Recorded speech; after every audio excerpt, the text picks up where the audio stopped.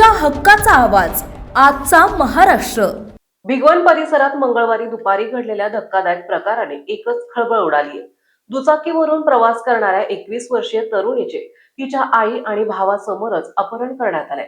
आरोपींनी प्रथम तिघांच्या डोळ्यात लाल मिरचीची पूड फेकून त्यांना असहाय्य केले आणि त्यानंतर तरुणीला जबरदस्तीने घेऊन पसार झाले। या प्रकरणी भिगवण पोलीस ठाण्यात जहीर हरून शेख आणि आयान हरून शेख राहणार शेख वस्ती स्वामी चिंचोली तालुका दौंड जिल्हा पुणे या सख्ख्या भावांविरुद्ध अपहरणाचा गुन्हा नोंदवण्यात आलाय। संबंधित तरुणी आई आणि भावासोबत दुचाकीवरून भिगवणकडे जात असताना दुपारी सुमारे 4 वाजण्याच्या सुमारास संशयितांनी अचानक हल्ला चढवत तिघांच्या डोळ्यात मिरचीची पूड टाकली। या प्रकारामुळे आई आणि भाऊ काही क्षण काहीच पाहू शकले नाही। त्यांचा फायदा घेत आरोपींनी तरुणीला जबरदस्तीने वाहनात बसवून घटनास्थळावरून पलायन केले। घटनेची माहिती परिसरात वाऱ्यासारखी पसरताच भिगवण शहरात तणावाचे वातावरण निर्माण झाले। अनेक नागरिक आणि हिंदुत्ववादी संघटनेचे कार्यकर्ते मोठ्या संख्येने पोलीस ठाण्यात दाखल झाले। परिस्थिती नियंत्रणात ठेवण्यासाठी अतिरिक्त पोलीस बंदोबस्त तैनात करण्यात आला। घटनेचे गांभीर्य ओळखून अप्पर पोलीस अधीक्षक गणेश बिरारदार, दौंड विभागीय पोलीस अधिकारी बापूराव दडस तसेच बारामती विभागाचे अधिकारी सुदर्शन राठोड यांनी भिगवण येथे भेट देत तपासाचा आढावा घेतला। आरोपींचा शोध घेण्यासाठी विशेष पथके रवाना करण्यात आली असून जिल्ह्यातील प्रमुख मार्ग आणि टोल नाक्यावर नाकाबंदी करण्यात आल्याची माहिती वरिष्ठ अधिकाऱ्यांनी दिली आहे। दरम्यान अलीकडच्या काळात परिसरात वाढत्या गुन्हेगारी घटनांबाबत नागरिकांमध्ये तीव्र नाराजी व्यक्त होत आहे। अपहरण झालेल्या तरुणीचा लवकरात लवकर शोध घेऊन आरोपीवर कठोर कारवाई करावी अशी मागणी स्थानिकांकडून करण्यात येत आहे। भिगवण पोलिसांकडून तपास सुरू आहे। त्याच्या संदर्भात मी यापूर्वीच ऑफिसमध्ये कार्यालयामध्ये मी स्पष्ट केलेलं होतं की त्याच्या अनुषंगाने अत्यंत गंभीर गुन्हा दाखल केलेला आहे। एक अबडक्शन किडनॅपिंग ज्याला म्हणतो त्याच्या अनुषंगाने गुन्हा दाखल केलेला आहे, ज्याच्यामध्ये 7 वर्षापेक्षा जास्त शिक्षा आहे। त्यासोबतच काही सोन्याच्या वस्तूसुद्धा जबरीने नेण्यात आल्याच्या संदर्भात सुद्धा त्याच्यामध्ये कलम ॲड केलेला आहे, ज्याच्या अनुषंगाने 392 सेक्शन जे आहे आता त्याची 309 BNS प्रमाणे सुद्धा त्यामध्ये गुन्हा दाखल आहे। त्यामुळे गंभीर गुन्हा दाखल असल्यामुळे यांना अटक केल्याशिवाय पर्याय राहत नाही। आता हे जे दोघांनी जे किडनॅपिंग करून इथून घेऊन गेलेलं आहे त्याच्या अनुषंगाने काही CCTV फुटेजवरून आम्हाला एक्झॅक्टली त्याचा मार्ग आमच्या लक्षात आलेला आहे। त्या गाडीचा नंबर आहे, त्यावरून आमच्या 4 टीम त्याच्या पाठीमागे ट्रेस करत आहे। त्यामुळे लवकरात लवकर हे आरोपी आपण ताब्यात घेणार आहोत आणि त्यांना आपण अटक करणार आहोत। आता दुसरा विषय असा असतो की या आरोपींना कुणी मदत केलेली आहे का, तर हे सुद्धा या आरोपींना जेव्हा आम्ही ताब्यात घेऊ, आता ह्या सगळ्यांची मोबाईल बंद आहे, त्यामुळे आम्हाला CCTV हा एक पर्याय राहिलेला आहे। दुसरं की हे वाहन घेऊन जात आहेत त्या वाहनाच्या मार्गाची CCTV बघणे हा एकच पर्याय आमच्यासाठी आहे।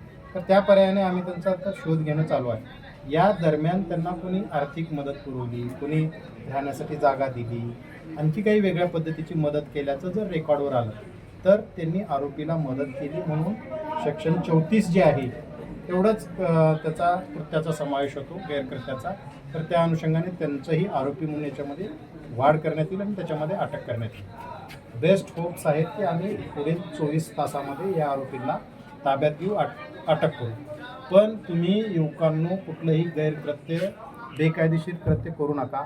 आता जो प्रकार जो हायवेवर झाला तो बेकायदेशीर आहे, चुकीचा प्रकार आहे।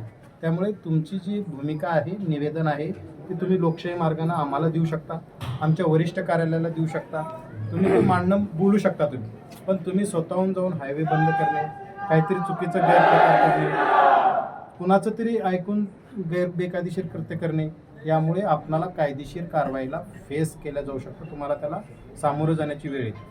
म्हणून आपण आम्हाला जेवढं लवकर सहकार्य कराल तेवढं आपण झालेल्या घटनेतल्या आरोपींना ताब्यात आणू शकणार आहे। अदरवाईज याच कायदा आणि सुव्यवस्थेला हँडल करण्यासाठी आमचा याच्यापेक्षा आणखी जास्त फोर्स बोलावा लागेल आणि याच्यावरच आम्हाला लक्ष केंद्रित करायची वेळ आहे, बरोबर आहे। त्यामुळे तुम्हाला सगळ्यांना निवेदन आहे की तुम्ही शांततेत इथून आपापल्या घरी जा आणि प्रशासनावर विश्वास ठेवा।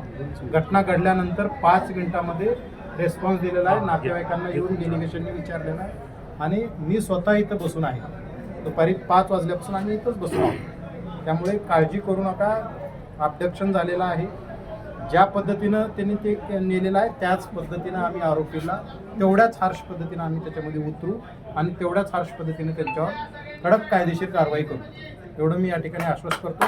सर्वांना विनंती करतो की आपण शांततेत सर्वांनी घरी जावं. धन्यवाद.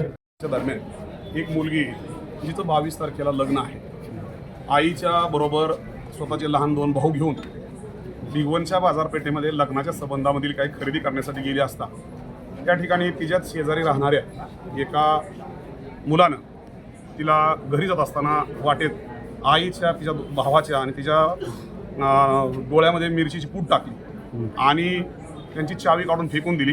त्यांच्याबरोबर धामधूम केली, त्यांना थोडी मारहाण केली आणि मुलगी किंचाळत असताना ओरडत असताना त्या मुलीला स्वतःच्या गाडीमध्ये 4 गाडीमधून तो तिथून पसार झालेला आहे.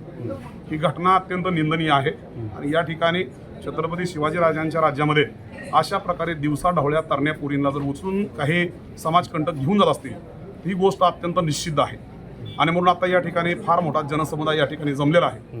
परंतु कायदा हातात घेऊ नये म्हणून पोलीस प्रशासनानं या विषयामध्ये खबरदारी घेतली आहे. परंतु तपासाची पथकं रवाना झालेली आहेत. पोलीस यामध्ये पूर्णपणे अलर्ट आहेत आणि जिल्ह्यामध्ये आणि शेजारच्या जिल्ह्यामध्ये जे मार्ग असतील ज्या पद्धतीनं त्या आरोपीला पकडण्यात येईल आणि मुलगी सुरक्षितपणानं तिच्या कुटुंबाच्या हाती देता येईल अशा प्रकारची जलद कारवाई पोलीस प्रशासनानं केलेली आहे आणि म्हणून मला विश्वास आहे की या ठिकाणी परंतु झालेला प्रकार अत्यंत निंदनीय आहे. या ठिकाणी समाजमनावरती या विषयाचा खूप प्रचंड मोठा आघात आहे. लोक प्रचंड रागात आहेत आणि म्हणून मी या ठिकाणी सगळ्या लोकांना विनंती करतो जिथपर्यंत हा मेसेज जातो की आपण कुठल्याही प्रकारे कायदा हातात घेऊ नका. मुलीवरती जर काय कुठल्या प्रकारचा अन्याय अत्याचार जर जास्त प्रमाणात परत झाला आपण त्यांना सोडणार नाही, कायदा त्यांना सोडणार नाही, पण कायदा आणि सुव्यवस्था बिघडणार नाही ह्या गोष्टीची काळजी घेणं हे आपलं कर्तव्य आहे. अडवण्यात आला होता. एक मिनिट फक्त काही तरुण मंडळी त्यांना हा सगळा विषय व्यवस्थित माहीत नसल्यामुळं पण स्वतः मी त्या ठिकाणी जाऊन आणि पोलीस प्रशासन आदरणीय दडप साहेब असतील आम्ही सगळ्यांनी सगळ्या तरुणांची समजूत घातलेली आहे आणि पोलीस प्रशासनाला आम्ही स्पेसिफिक वेळ दिलेला आहे की एवढ्या कालावधीमध्ये मुलगी आमच्या हातामध्ये मिळाली पाहिजे. ती मुलगी हिंदूची आहे आणि घेऊन जाणारा हा मुसलमान आहे. त्यामुळं विशेषतः भावना खूप तीव्र आहेत आणि तो शेजारी राहत असताना मुलीचं 2 दिवसावर लग्न झालं असताना त्यांनी हे जे काय अश्लाघ्य आणि प्रकारचं जे कृत्य केलंय ह्यामुळं प्रचंड मोठा संताप या ठिकाणी लोकांच्या मध्ये आहे. त्यामुळं पोलिसांना सुद्धा माझी विनंती आहे, पोलीस प्रशासना माननीय मुख्यमंत्र्यांना आणि पुण्याच्या ग्रामीण SP-ला की हा विषय अत्यंत सिरियसली घेऊन काही तासाच्या आत मुलगी आमच्या हवाली झाली पाहिजे एवढं मात्र मी या निमित्तानं सांगतो. धन्यवाद. आजचा महाराष्ट्रासाठी परशुराम निखळे, दौंड.